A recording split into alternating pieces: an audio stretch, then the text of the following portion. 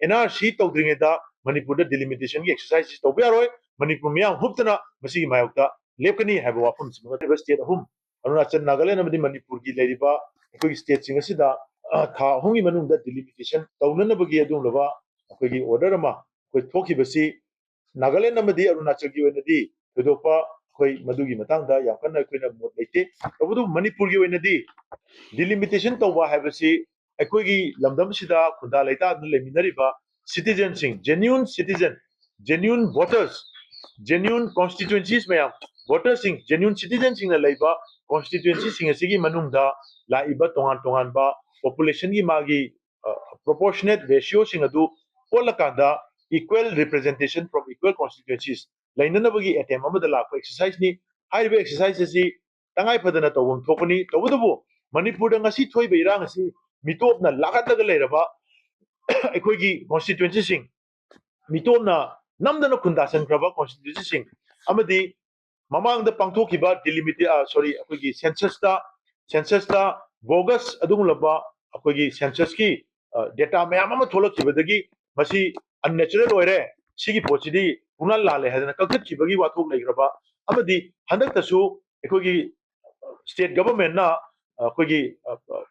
voter list में आमसी check तो was scrutiny तो मतलब दा more than 67,400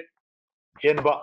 67,435 को ममाले हैं निजम दा अदु मगी चांग दा bogus voters की list मा detect तो दना अरान में आमम यौशल में बसे लिशिंग हुफुगा तरेट है बसे केंद्र अनी की अदु लो voter ने हाय वो केंद्र अनी से केंद्र अममदा ngasi vote कानरी बसी केंद्र अमदा यामद्रबद भोट लिसिंग मापन फंगना भोट काय लिसिंग निपान फंगना भोट काय भोटर लिसिंग कुंथा लेजब तागसु अदु तागदी लिसिंग हुमद्रागा हुमफुगा तरेट मुक्सिना केंद्र अममदा लिसिंग मंगा मंगा मरी मरी चंगी मतमदा मखोइना मणिपुरदा पांथोकदरिबा तोहा तोहानबा इलेक्शन सिंग असिदा अखोगी म्यूट खनबगी प्रोसेस असिदा लोइनम कंटामिनेट तोरकांदा अरानबा मितो मयामना डोमिनेट तोबा मितो मयामना डिटरमिन तोबा अदु मखलगी इलेक्शन तुम कोने ला कांदा अखोगी असेंबली अखोगी लेंगाक पसिंग खनबदा अरानबा मी मयाम यौशलक याबगी अकीबदो असम नंगसी एनआरसी की कोन लाक्रिबसी assembly the more than 40 seats Assam की अपुन बस असेंबली सीट सीट निफु एना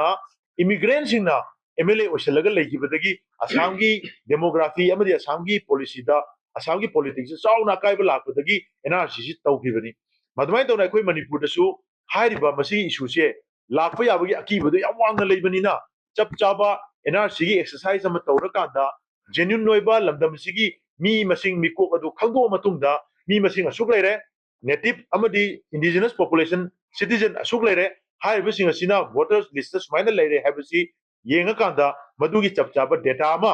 पालिब लेंगाक सिंगना लेंगाक असिना पुथोकपीबा मतम अदो अदुई मतुंगदा कॉन्स्टिट्यूशन सिंग असिगी मागी वोटर्स सिंगी पॉपुलेशन दु चेक तौरकांदा अदुदा बेस तौरगा अखोगी डिलिमिटेशन असि तौबिगदबनी अदु नतना मफम मरांग खंगदब मिटोप याममा चाही हुमदरा मंगा है अखोगी बाउंड्री सि हांगदो थमकांदा म्यांमार दगी अतर खम लेतना चंगलके मियाम सिंगसि इंडिया गवर्नमेंट उशनदना मसिन लाहलगा अखोगी येलोमी मियामबु नमदनदुना थमगा मसिदा मु डिलिमिटेशन तौरगा मिटोप सिंगी अककनबा कॉन्स्टिट्यूएंसी सेमनबगी अटेम्प्ट अमा तौरक मानबा अखोगी लेबाग सि मिटोपना चीफ मिनिस्टर ओहेलगे हाइबा सरौ लांग सिलप मानबा अखोई मिटो मयामना एमएलए मेजॉरिटी ओइलकी हाइबा मानबा अदुम एटेम अमा लांगी मरगसिदा अदुमाइना सिलैबा थौरांगसे मसि मणिपुर मयामना सुया यारोय अदुना मणिपुर की ओइनदी कोकोमी की माइकई अमदी कोकोमी का चमिनरु सिविल सोसाइटी याखैग मंगा मणिपुर मियाम अपुनबगी महut सिजरकांदा एनआरसी तौद्रिंगेदा मणिपुर डिलिमिटेशन की एक्सरसाइज तौबा यारोय मणिपुर मियाम हुबतना मसि मायोक्ता लेपकनी हाइबा वाफम